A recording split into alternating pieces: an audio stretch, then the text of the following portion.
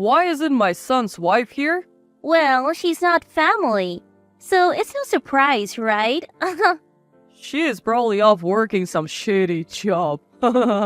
At Mark's question, my mother-in-law Olivia chuckles as if to mock him, thinking it's a moot point. Following suit, Mark's son Johnson adds another comment and laughs gleefully. Surprised, Mark's eyes widen at the scene. Olivia explains to Mark the reason I'm not there, all while grinning. Hearing this, Mark's anger reaches its boiling point and a loud slap resonates through the hall. Mom! What are you doing? Olivia and Johnson have lost it. Mark shouts, filling the funeral home with his voice. I am Mia, a 40-year-old housewife married to Johnson for 15 years. Our marriage was happy in the beginning, but for the past few years, laughter has been scarce. The first 10 years were pure bliss. Olivia and I got along and my relationship with Johnson was good. But when I turned 35, tragedy struck. You have esophermia. Upon hearing the doctor's words, Johnson and I were speechless. 10 years of marriage and no children? Naturally, we were getting anxious. Was I the infertile one? So gathering courage, I convinced Johnson, and we both went to an infertility clinic. To our surprise, the issue was male infertility. We were too shocked to react. We discussed infertility treatment and future steps with the doctor, but realized that due to costs, my age, and potential risks, it may not be safe. Still, we had to decide whether to proceed with treatment. Go home and discuss this thoroughly, the doctor advised. That night, Johnson and I decided against the treatment. We had already been married for 10 years. I was past 30. Considering the risk of pregnancy and childbirth, we chose not to proceed. I would rather not have kids if it means losing you, Johnson said, so we abandoned the treatment. However, I didn't notice it at the time, but I didn't realize what Johnson was really plotting. Time passed, and when I was 37, Johnson suddenly proposed that we live with his mother. Mom's mobility is limited, and she's finding it hard to manage even simple household chores or shopping. Can we live together? I saw no reason to refuse.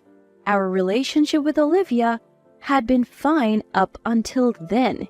If it made Olivia's life easier, I wasn't complaining. But that's when the nightmare began. Mia, the seasoning in this dish is too strong. Is this how you always cook? It was the first day I took over dinner since we moved in. Upon tasting the soup, Olivia made a remark that left me frozen. Overall, it's too salty and soy sauce heavy. Then on the other hand, the chicken sauté is incredibly sweet. Could Johnson's infertility be because of eating like this? I couldn't comprehend the barrage of words coming out of Olivia's mouth. What is she talking about? Why is she saying these things to me? Olivia suddenly changed and I couldn't hide my surprise. But that was just the beginning. The food is inedible. With that, Olivia started dumping the food I had made into the sink. She picked up everyone's plates and began tossing them in the trash one by one. I was so taken aback by her terrible behavior that I raised my voice. Mother-in-law, what are you doing? Don't call me mother-in-law. I am not Mia's mom. Call me by my name, will you? A cold and stern gaze met my eyes. Her tone was icy, making me feel like I was less than human.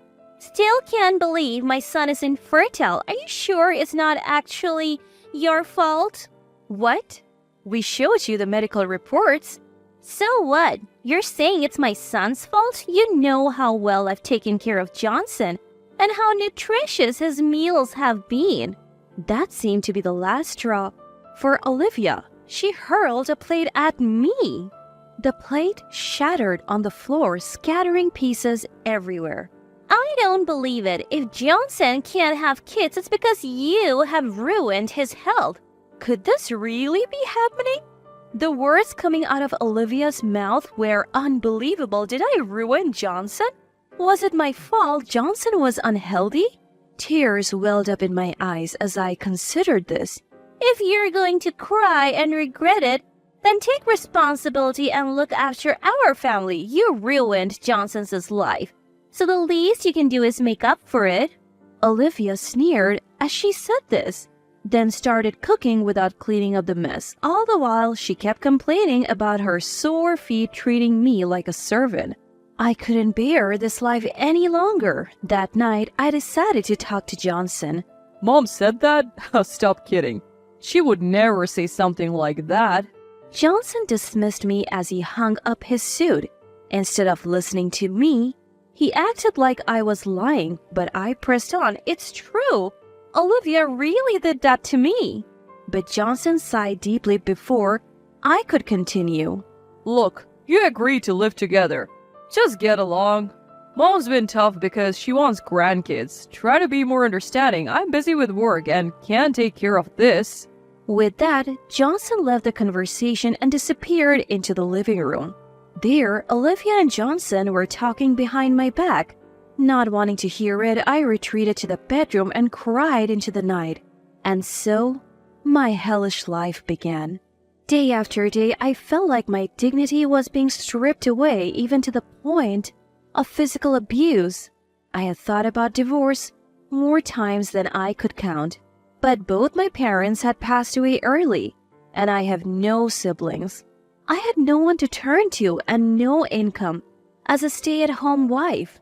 Considering everyday expenses, I couldn't muster the courage to get a divorce.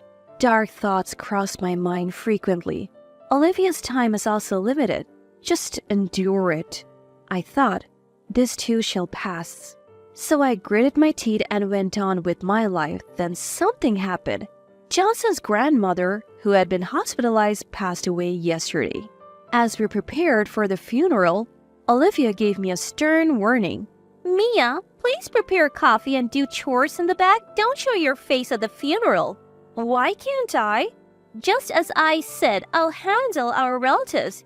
You're an outsider. We don't need you here. Are you kidding me? Do you think you're part of this family? Apart from being a housekeeper, you mean nothing. Don't assume you're welcome here. Got it? I couldn't find the words to respond to Olivia's icy remarks. Who knows what she would say next? I had grown afraid of her. If I stood up to her, I was sure I would face even worse treatment at home. Somebody help me! I can't stand this life anymore. I want to run away, escape from all of this. Crying inside, I did as I was told, unaware of what would unfold at the funeral hall. Hey, where's Mia? Where did she go? In the hall, father-in-law Mark was managing the funeral. Mark usually volunteers and is rarely home. Today, he made it back for his mother's funeral. I had barely talked to Mark because he leaves for work as soon as he returns home, but whenever he saw me, he always smiled and expressed his gratitude. I'm glad you're the wife of such a foolish son. Please take care of the family while I'm away. He probably had no idea of the life I was leading. That's why Mark's smile was my only comfort. His kindness was a reminder that not everyone was against me. Where's Mia? Maybe she's around somewhere. Olivia responded dismissively. Why isn't my son's wife here? She's not family, so obviously she's not here. That useless woman is probably doing chores in the back. Haha. Upon hearing Mark's words, Olivia scoffed as if to mock him. Johnson gleefully chimes in as if riding the wave of the moment. Mark's eyes widen, clearly puzzled by what he's seeing. Olivia and Johnson, what are you even saying? Well, isn't Mia just a housekeeper who's helping out with mom's care? Exactly. We can't just invite someone like that to a family-only funeral. Stop making us state the obvious. Mark's response is a loud slap that reverberates in the air. Mom! What the hell are you doing? Olivia and Johnson have lost it. Mark shouts, his voice echoing through the funeral hall. You think you would be where you are without whose help? I heard Mark's voice even while I was doing some chores in the back, making me jolt as I was washing a teacup. Did I just hear Mark? I contemplate going to the hall, but the words Mia said earlier make me hesitate. I don't want to get yelled at. Suddenly, the door bursts open. Startled, I let out a small shriek. An anxious staff member walks in. You're part of the family, right? Could you please help us settle a problem? What's going on? I don't know, just come to the hall. Apparently, there is no time to explain, so I am hastily escorted to the hall. As soon as we arrive, I see a few male relatives holding Mark back. Mark, what happened? Mia, why didn't you speak up? I rush over to Mark, who shakes off the men and grasps my shoulder. His grip is so strong that my body instinctively flinches. My body flinched, and before I knew it, I started trembling from fear. Mark, noticing my tremble, loosens his grip and looks at me with concern. Upon closer look, Mia, why do you look like that? Has Olivia and Johnson done something to you?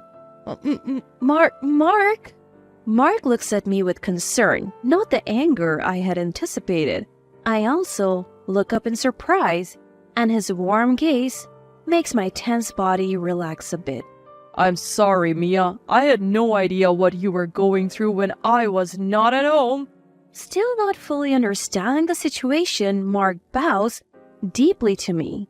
I panic at the sudden turn of events and tell him to look up. Emma, a relative who saw this, speaks with concern. Mia, has Olivia and Johnson been bullying you all this time? How did you know? They just admitted it. They said they have been making you do chores. When I looked at Olivia, she was crouching on the ground holding her cheek. Johnson stood next to her looking concerned. So what happened? I was asking Olivia and Johnson why I didn't see you at the funeral. Then they started mocking you, calling you just a housekeeper. And then Ma got so mad that he slapped Olivia.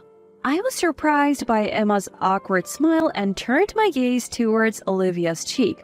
Her cheek was slightly red from the slap and she was covering it with one hand to hide the redness and pain. However, Mark was still glaring at Olivia and Johnson as if he wasn't done yet. What's the big deal? It's true. She came here to take care of me and she can't even handle the household chores.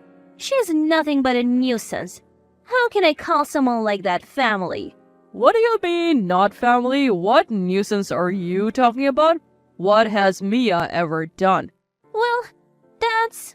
She can't even cook properly, and she moved in to take care of Mom but causes her nothing but trouble.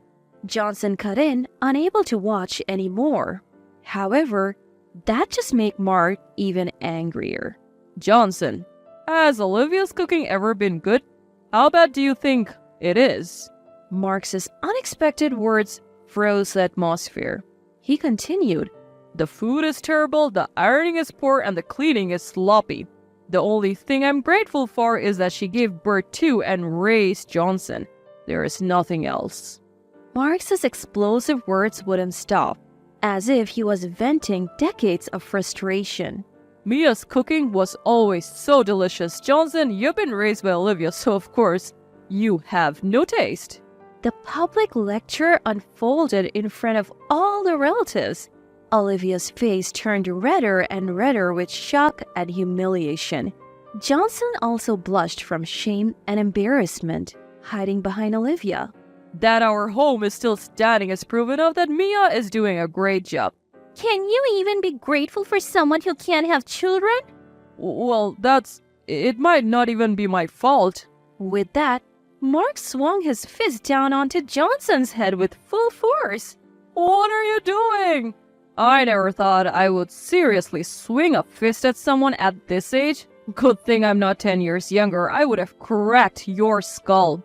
Saying that, Mark shook his fist as if to lessen the pain. The medical results are out. What nonsensical things are you saying? Well, maybe we can't trust that doctor. So, you want to get a second opinion? If the results are the same, how are Olivia and Johnson planning to take responsibility? As Mark screamed these words, Olivia looked too timid to retort. Johnson's wife is truly a good person. She has always been considerate since she came here. Even our grandmother appreciated her concern for her bad leg. Emma's kind words brought tears to my eyes. For the first time in my life where it seemed no one would ever help, a glimmer of light appeared. Then Mark took a deep breath to calm himself and spoke. I am quitting my volunteer job and coming back home. I can't leave it to Olivia and Johnson anymore. I won't allow any more harm to come to Mia. Understood? With those stern words from Mark, Olivia and Johnson nervously replied, settling the tense atmosphere. After that, Mark quit his job and started staying at home. Don't worry about taking care of Olivia. I've got this. Use this time to focus on yourself. He reassured me, and since then, I have been able to have some me time, and my stress levels have dropped. Johnson seems to be scared of Mark, but he's become really kind to me too. Still, I can't help but worry about what would happen if Mark were no longer here. But it seems Mark had already thought of that, saying, If anything happens to me, you can count on our relative Emma. And Emma told me, you can rely on me anytime, giving me the comfort of knowing I'm not alone, and I started to find my smile again.